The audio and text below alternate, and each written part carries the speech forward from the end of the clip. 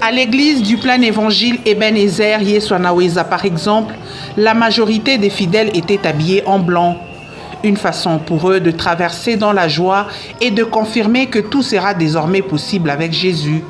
Louange et adoration étaient au rendez-vous. Pour que la nouvelle année soit favorable au peuple de Dieu, le pasteur de l'église a béni les fidèles. Tel un père aimant, l'apôtre Mathieu Mundula a rappelé tous les bienfaits en faveur de ses enfants. Aujourd'hui, le 1er janvier 2025, je bénis janvier pour ta vie. Je bénis février pour ta vie. Je bénis mars. Je bénis avril.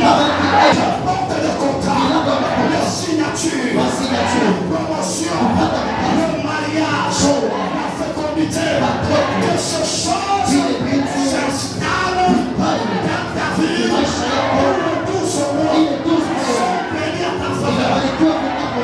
Même chose au ministère d'Action du Saint-Esprit. Chaque fidèle présent au réveillon a remercié le Seigneur pour ce qu'il a fait durant toute l'année.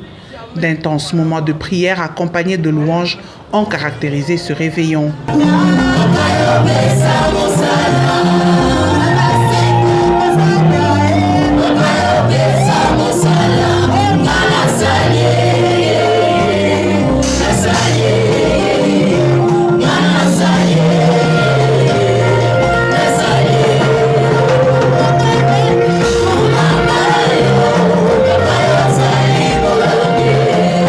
La traversée vers une nouvelle année dans la présence de Dieu est importante pour un chrétien.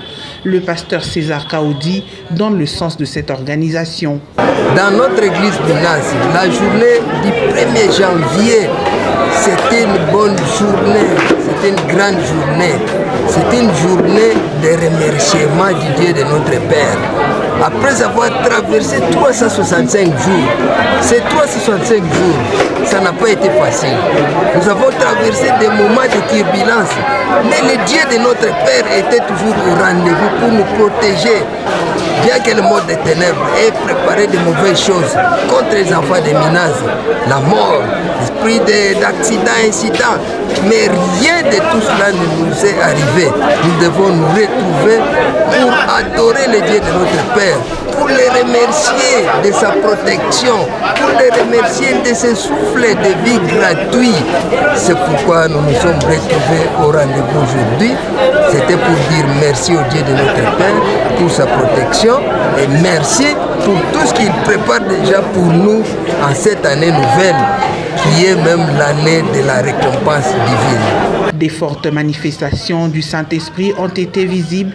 Chacun a à sa manière expérimenté durant cette nuit la puissance de Dieu en qui il a placé sa foi. Ainsi, l'année 2025 sera celle que chacun voudra voir meilleure dans sa vie. La placer entre les mains de Dieu est une façon pour eux d'insister sur la présence du Christ dans tout ce qu'ils entreprendront durant la nouvelle année.